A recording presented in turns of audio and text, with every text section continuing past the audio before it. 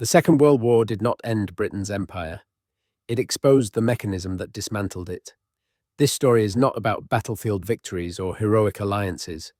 It is about contracts signed under desperation, assets liquidated under pressure, and debts structured to outlast generations.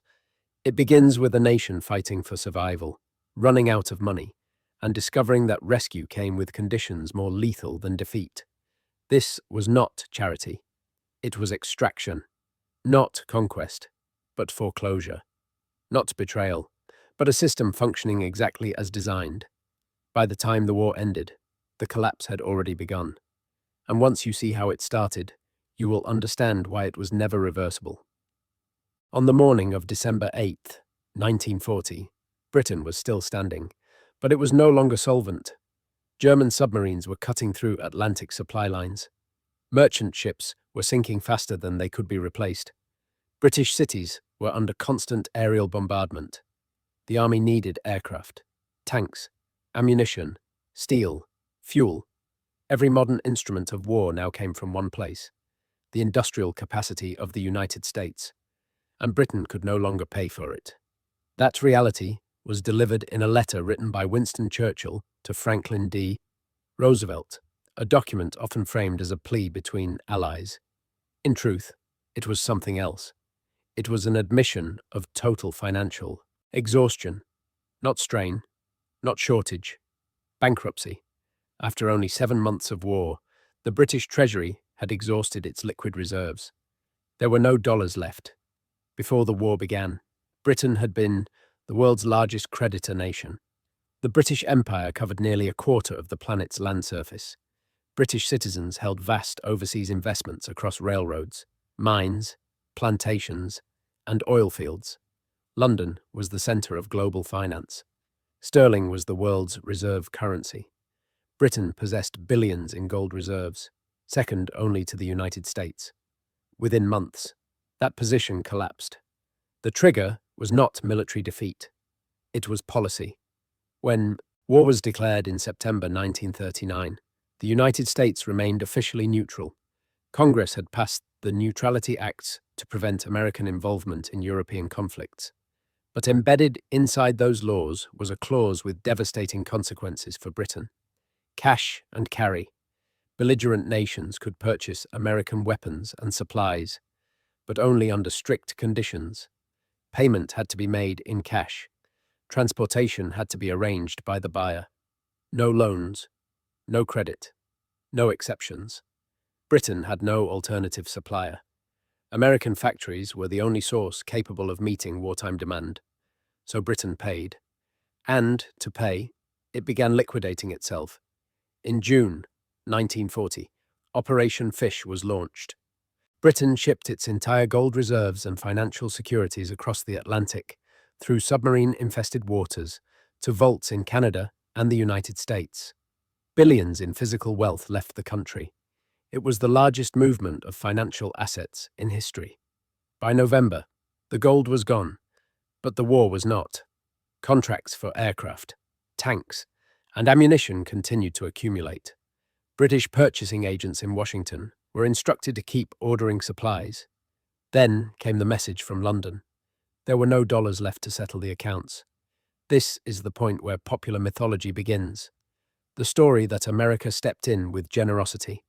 That President Roosevelt devised a plan to help Britain survive. A program called Lend Lease. Time 0.3s, framed as temporary assistance between friends. The reality unfolded elsewhere.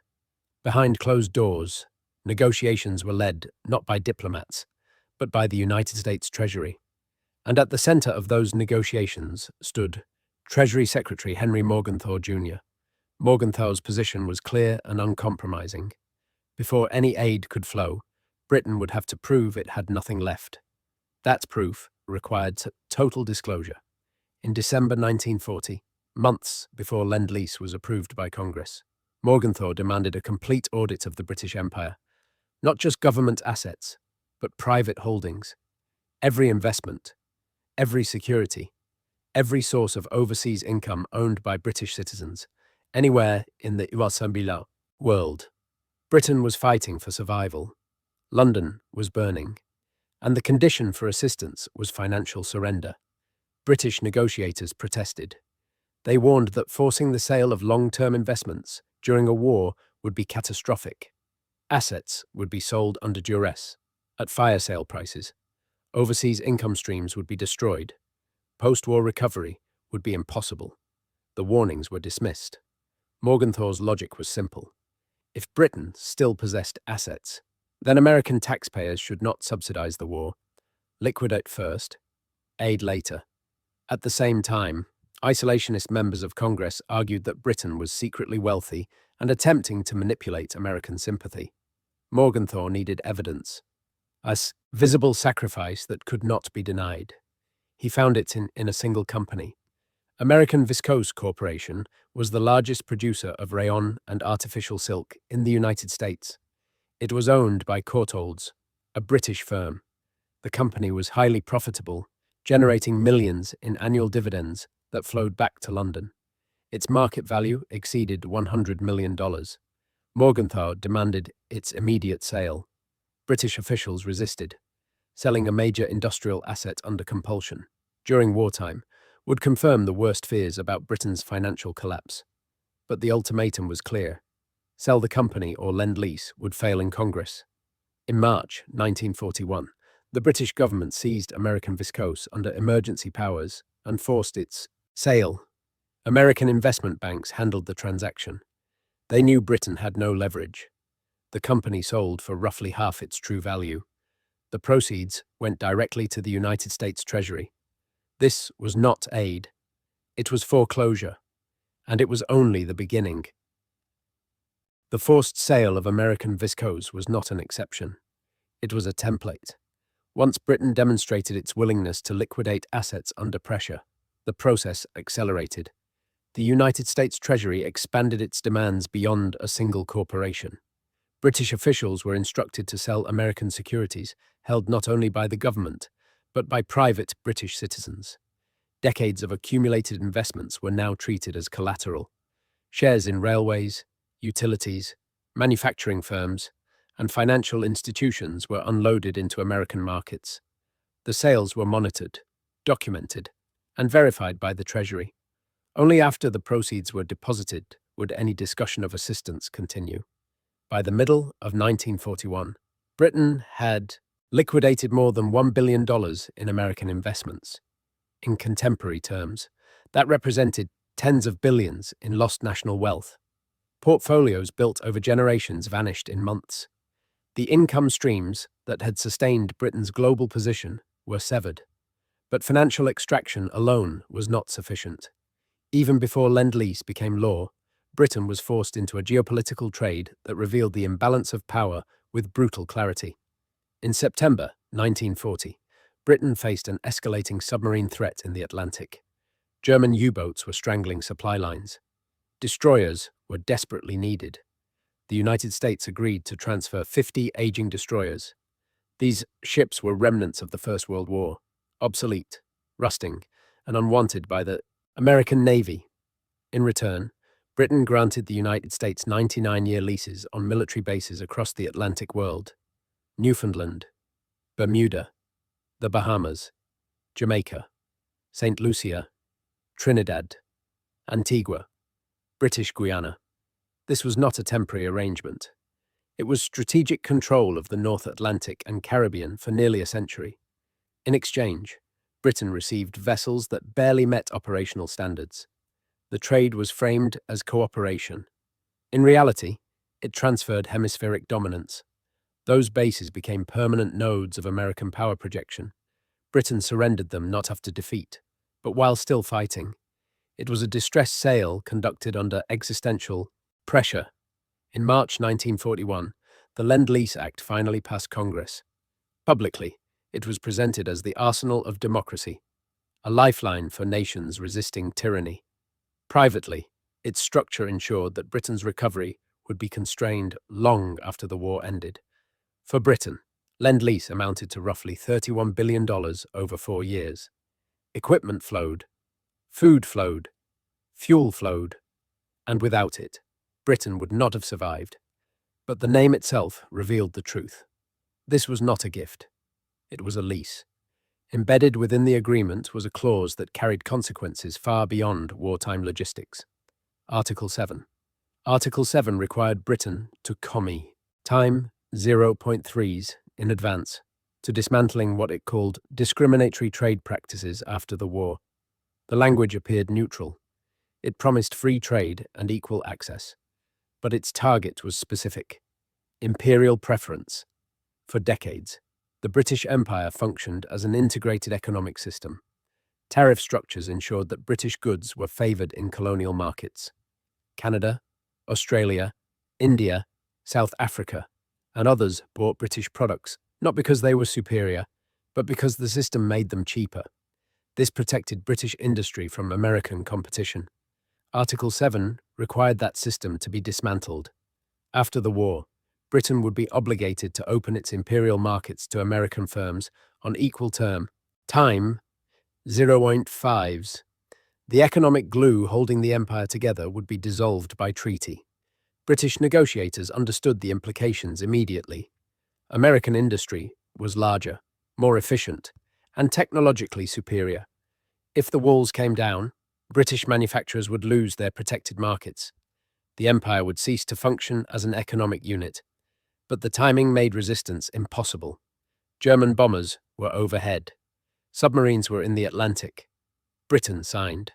From that moment on, Britain was fighting the war using American equipment, paid for by selling its assets, surrendering its bases, and agreeing to dismantle its own imperial economy afterward. As the war continued through 1942, 1940s, 3, and 1944, the asymmetry widened. American industrial output surged. United States gross domestic product expanded dramatically. Factories produced weapons for the battlefield and consumer goods for global markets simultaneously. Britain could not. Every British factory was converted to war production. Civilian exports collapsed. Overseas markets that Britain had dominated for generations were abandoned. And into that vacuum stepped American companies. While Britain manufactured aircraft and artillery, American firms sold cars, appliances, machinery, and consumer goods across Latin America, Asia, and Africa. The war allowed the United States to capture Britain's commercial future while Britain exhausted itself on survival. By the final year of the conflict, the transfer was complete. Gold reserves had shifted across the Atlantic. The center of global finance moved with them. The pound's role as reserve currency was ending. The dollar was taking its place. Britain believed the sacrifice would be recognized. It was not. When the war ended, Britain expected relief. What it received was termination. On August 15th, 1945, Japan surrendered. In London, crowds filled the streets. The war was over. Victory had been secured at immense cost. British officials assumed that assistance would continue through reconstruction, at least long enough to stabilize the economy and convert industry back to civilian production. 7 days later, that assumption collapsed. On August 21st, 1945, President Harry Truman signed an executive order ending Lend Lease immediately. No transition period, no grace window. American supply ships already at sea were ordered to turn around and return home.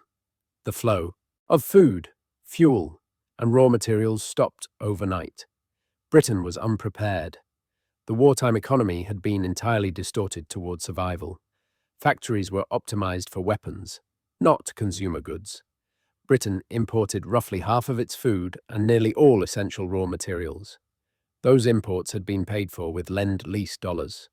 Without them, the country faced a crisis measured not in inconvenience, but in hunger. The shock was total.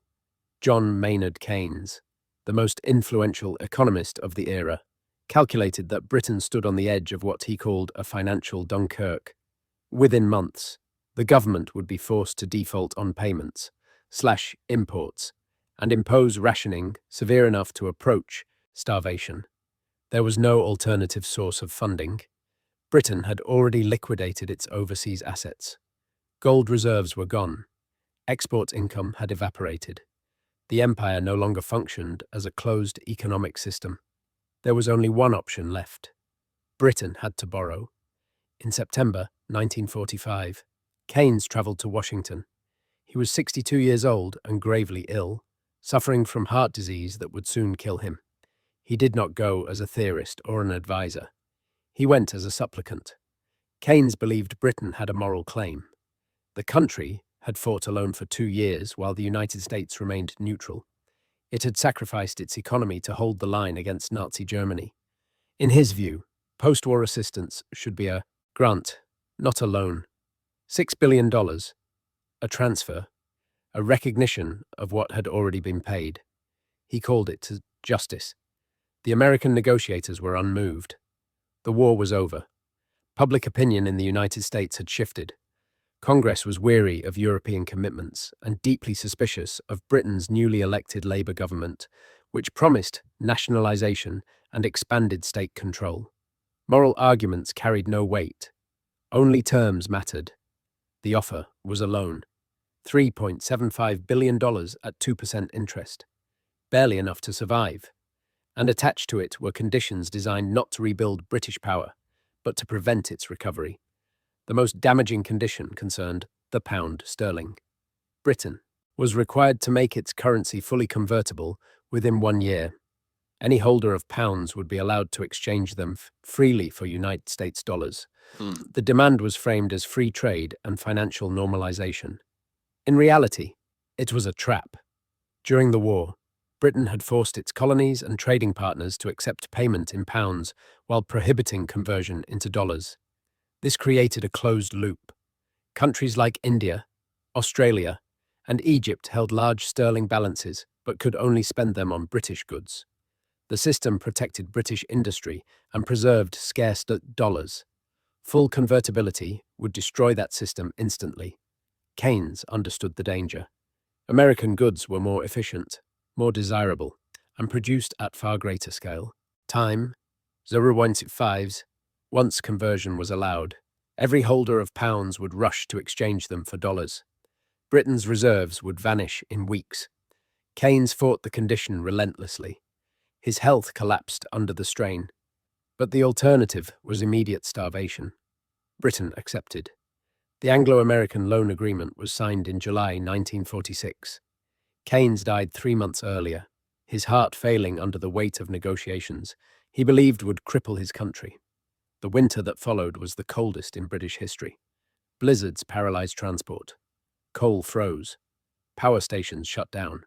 Homes went unheated. The economy stagnated as reconstruction stalled. Then the deadline arrived. On July 15th, 1947, Britain made the pound sterling convertible as required. The result was immediate and devastating. Sterling holders across the world rushed to sell. Within weeks, hundreds of millions of dollars flowed out of Britain. After 5 weeks, the hemorrhage forced an emergency suspension of convertibility. A quarter of the loan had vanished for nothing. The humiliation was complete. The collapse had consequences far beyond finance. In early 1947, Britain informed the United States that it could no longer afford to maintain its commitments in Greece and Turkey.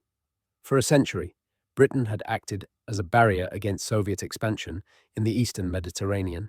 Now it was withdrawing. The message triggered the Truman Doctrine. The United States stepped in to replace Britain. It was the formal recognition that British global leadership had ended. 2 years later, Britain devalued the pound by nearly 1/3. Overnight, the population became dramatically poorer relative to the rest of the world. The empire had not been defeated in war. It had been dismantled by debt. The debt did not end with collapse. It institutionalized it. The Anglo-American loan of 1946 was not symbolic. It was not forgiven. It was a commercial obligation, structured to extract payment long after Britain had ceased to be a global power. Every year, interest accrued. Every year, payments were due. Through post-war recovery, through inflation, through political transformation, the obligation remained fixed. For more than 6 decades, the British Treasury transferred money to Washington. Governments changed. Economic strategies shifted. Industries were nationalized, then privatized. The empire dissolved into former colonies. but the payments continue. Time 0.5s. What had been presented as assistance became a permanent financial tether. The final installment was paid in late December 2006, 61 years after victory in the war. 3 generations of British taxpayers had financed the cost of survival. The question is not whether Britain benefited from American supplies during the war. It did. Without them, the country could not have remained in the fight. The question is who ultimately benefited from the structure that replaced alliance with obligation. The answer is not abstract. Henry Morgenthau Jr., the architect of the liquidation, left office with his reputation intact and his influence preserved. He never faced scrutiny for the extraction he directed during Britain's moment of maximum vulnerability. American financial institutions played a central role. Investment banks handled the forced sale of British assets, collecting fees and acquiring equity at distressed prices. Companies sold under pressure were purchased below their real value, then absorbed into American portfolios. The gains were immediate. Corporations that supplied Lend Lease equipment were paid in full by the United States government. Aircraft manufacturers, automobile firms, industrial producers. Their revenues expanded as Britain's finances contracted. War production fueled the growth of what would later be called the military-industrial complex. By the end of the war, the transformation was complete. The United States held the majority of the world's gold reserves. The dollar replaced the pound as the global reserve currency. American military bases encircled the Atlantic and Pacific worlds. Markets once dominated by British firms now belonged to American companies. This dominance was not achieved through conquest. It was achieved through contracts. Britain was not invaded. It was foreclosed. The empire was dismantled not by enemy armies, but by agreements signed under duress, clauses embedded in aid packages, and loans structured to outlast recovery. The transfer of power was quiet, legal, and irreversible. And Britain was not the final case. After the war, the same framework was applied elsewhere. Germany was rebuilt under the Marshall Plan, but the aid came with conditions. Markets were opened. American bases were installed. Strategic alignment became permanent. Japan followed a similar path. Occupation, restructuring, economic revival, and long-term dependency. Military bases remained. Financial obligations accumulated. Strategic autonomy narrowed. South Korea, rebuilt after war, achieved prosperity under the same structure. Wealth increased. Dependence deepened. The pattern repeated. Crisis created vulnerability. Vulnerability enabled leverage. Leverage extracted concessions. Concessions transferred wealth, markets, and sovereignty. This is how modern empires expand. Not through flags or annexation, but through debt, liquidity control, and contractual dominance. When allies are desperate, when options disappear, when survival depends on access, that is when terms are rewritten. The mythology of the Second World War teaches that America saved Britain. The documents tell a different story. Britain survived, but the price was its future. Churchill did not sign a treaty of surrender. He signed a balance sheet. The war was won. The empire was sold. By the time the final payments were made, the transaction was complete. Not just financially, but structurally. The British Empire did not collapse in a moment. It was dismantled in stages, each justified by necessity, each framed as temporary, each leaving less room to recover. By the end of the process, Britain no longer controlled its currency, its markets, its military reach, or its financial future. What remained was sovereignty in name, dependency in practice. The transfer of power did not require force. It required timing. The United States entered the war late, but positioned itself early. While Britain exhausted its reserves, America accumulated leverage. While British factories converted entirely to wartime production, American industry expanded in parallel, supplying both the battlefield and the global consumer economy. By the time peace arrived, the imbalance was already locked in. The mythology insists this was partnership. The evidence shows hierarchy. Debt replaced alliance. Contracts replaced trust. Markets replaced empires. And this pattern did not end with Britain. Germany emerged from defeat, rebuilt, but bound. The Marshall Plan restored infrastructure while opening markets. American military bases remained permanent fixtures. Economic recovery came with strategic alignment that could not be reversed. Japan's post-war transformation followed the same logic. Reconstruction produced prosperity. Time, 0.3s, but sovereignty was constrained. Military protection came at the cost of autonomy. Financial dependency became structural.